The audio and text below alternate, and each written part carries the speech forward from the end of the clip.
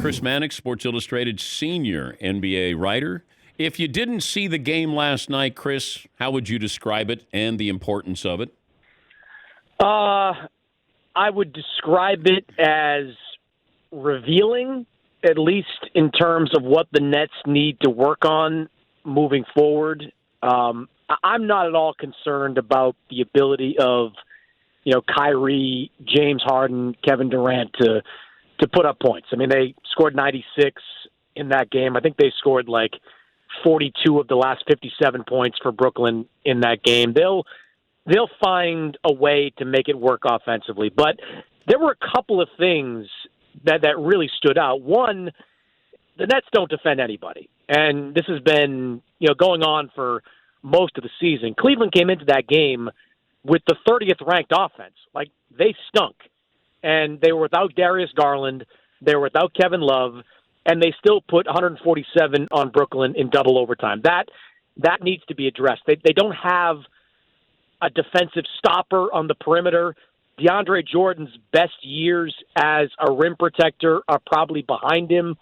They don't have anybody off the bench that provides that type of presence. And they don't really trust anybody on that bench. I mean, Steve Nash, I guess, nominally played a 9-man rotation, but, Joe Harris played 42 minutes off the bench. Nobody else played more than 12. Meanwhile, Kevin Durant, who is not that far removed from an Achilles tear, played 50 minutes. James Harden, in his third game with the Nets, played 50, his third straight with 40-plus. Kyrie Irving, off for 2 weeks, goes for 45. Steve Nash either needs to start trusting the guys on his bench, or Sean Marks has to go out there and find a way to get him guys if he does. Yeah, I think you're going to have scoring, and then defense is going to be optional. And I think you have to have a concept for defense, and then you have to have a willingness to want to play defense as well. It feels like Kevin Durant is the one guy who can play defense or will play defense, but trying to add to your roster at this point in the season or later in the season, what's the feasibility of that, Chris? Not much at this point during the season. I mean, you can scour the G League when they get started in early February to see if anybody kind of fits that mold.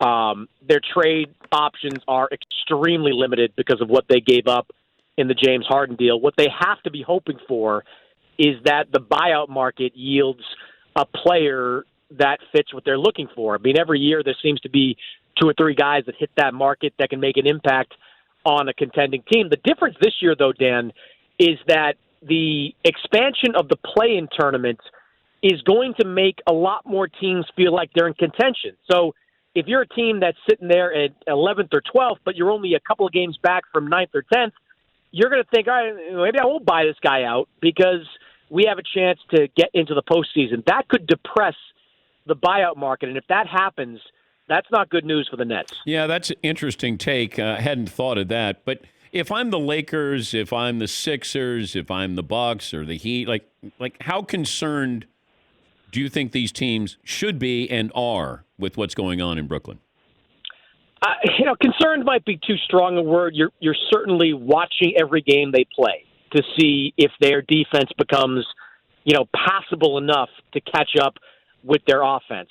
And they don't have to be a top 10 defensive team. They just need to be probably top 15, top half of the NBA to be a championship contender. So I'd be watching them because, look, the playoffs comes down to guys that can get you buckets. And the Nets now have 3 guys that individually can get you buckets. And that's an incredibly valuable part of this. But, another sidelight here, Dan, is to make big threes work, you've got to have sacrifice. Kyrie even alluded to this, last night in his media interview after the game.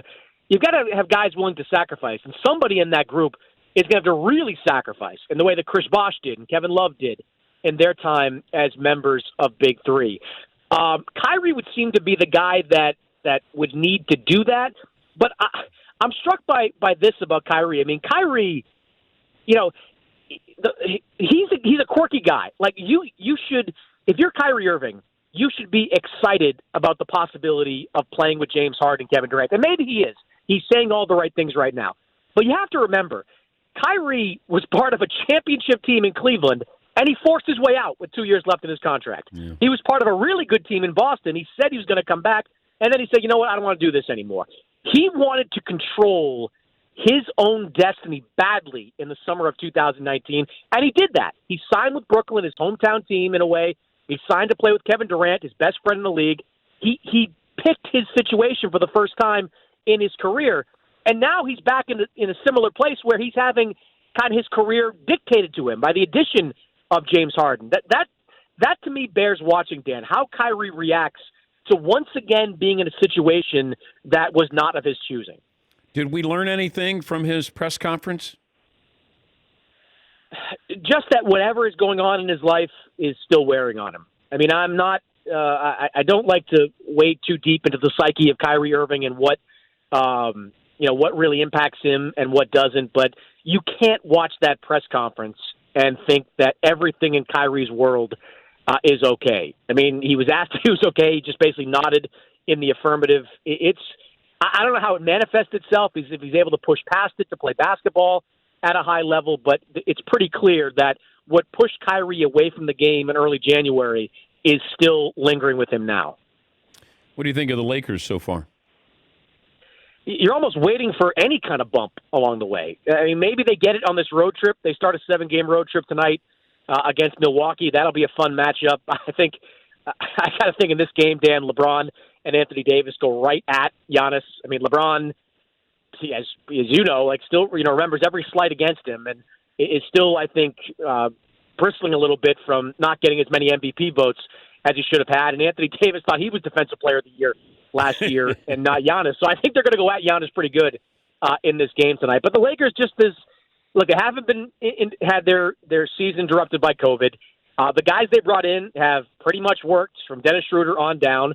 And LeBron is playing at an MVP level while I think playing the fewest minutes per game in his career. So it's just they're not really a story because nothing has slowed their ascent. They're picking up exactly where they left off last season. Quiet is good in Lakerland. As we found out with Frank Vogel, quiet is good. It leads to championships. Chris, thanks as always for joining us. We appreciate your time, bud. You guys have. That's Chris Mannix. He covers the NBA for Sports Illustrated, senior writer.